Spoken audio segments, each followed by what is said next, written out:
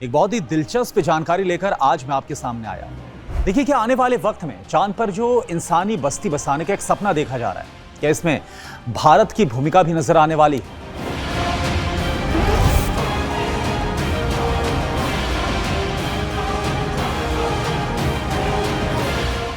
NASA ने इसरो को अपने मून बेस प्रोग्राम में शामिल होने का न्यौता दे दिया।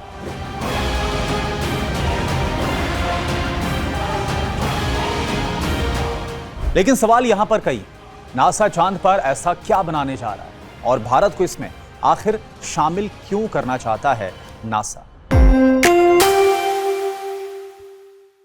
चलिए सिर्फ 3 मिनट के अंदर कुछ पॉइंट्स के जरिए आज इस पूरी खबर को हम समझने की कोशिश करते हैं। नंबर 1, नासा का असली प्लान क्या है? पहले तो यह समझना बहुत जरूरी है। इसके बाद हम आगे भारत की क्या भूमिका हो सकती है इस पर हम बात करेंगे। देखिए, जो नासा का लक्ष्य है, टारगेट है, वो सिर्फ चांद पर वहां पर जाना और वहां से फिर वापस आना इस बार नहीं। मिशन क्या है?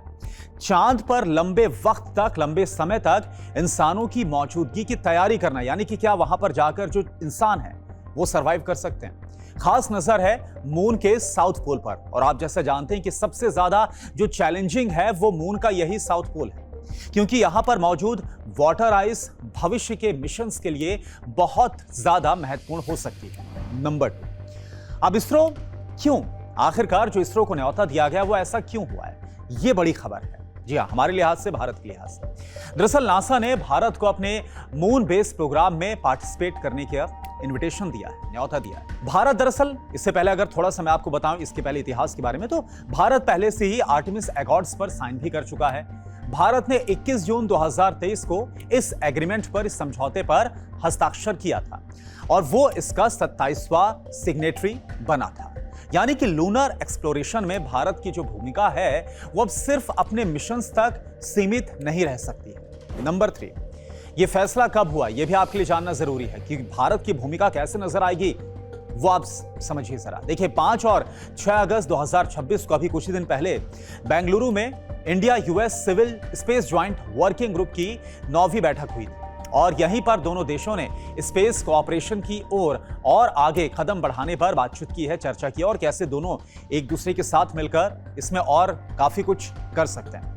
और इसमें सिर्फ मून बेस ही नहीं, बल्कि जैसा मैंने आपको बताया कि साइंटिफिक रिसर्च, डेटा शेयरिंग और ह्यूमन स्पेस फ्लाइट टेक्नोलॉजी पर भी कोऑपरेशन बढ़ाने की जो बात है वो भारत और अमेरिका के बीच में हुई है। नंबर 4, लेकिन भारत अमेरिका पहले से साथ हैं, ये भी हमें समझना बहुत जरूरी है। और इस पार्टनरशिप का जो बड़ा एग्जांपल है वो क्या है? निसार मिशन। नासा और इसरो ने मिलकर इसको तैयार किया और इसे 30 जुलाई 2025 को भारत से लॉन्च भी किया गया, जिस निसार मिशन के बारे में आपको बता रहा हूं। इसका काम क्या है? अर्थ की सरफेस में होने वाले बदलाव को रेडार टेक्नोलॉजी से स्टडी करना, परखना। अब पार्टनरशिप की नजर अर्थ से मून तक जाती हुई नजर आ रही है, यानी कि निसार के जरिए जो पार्टनरशिप थी अब उसको बढ़ाकर अमेरिका ये चाहता है, नासा ये चाहता है कि इसरो के साथ मिलकर जो भविष्य में इंसानी बस्तियां बसाई जाएंगी चांद पर, उसमें भारत की भी पूरी भूमिका हो, भारत में भी इसमें मदद करे, यानी कि इसरो की पूरी मदद लेना अब नासा चाहता है। और नंबर 5 बहुत जरूरी है, और ये एक तरह से क्लैरिफिकेशन भी है इस पूरे मामले में। इस खबर का मतलब ये भी नहीं है कि भारत अब नासा के मून बेस का हिस्सा बन चुका है। अभी बहुत इनिशियल स्टेज में सब कुछ। अभी सही बात यह है कि नासा ने इसरो को इनविटेशन जरूर दे दिया है।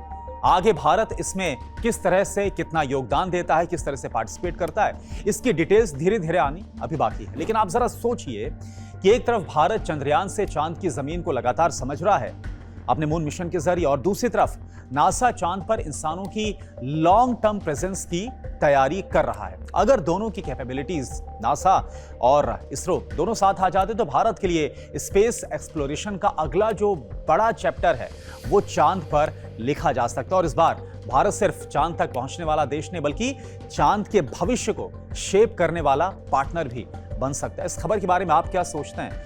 कमेंट करके आप जरूर बताइए।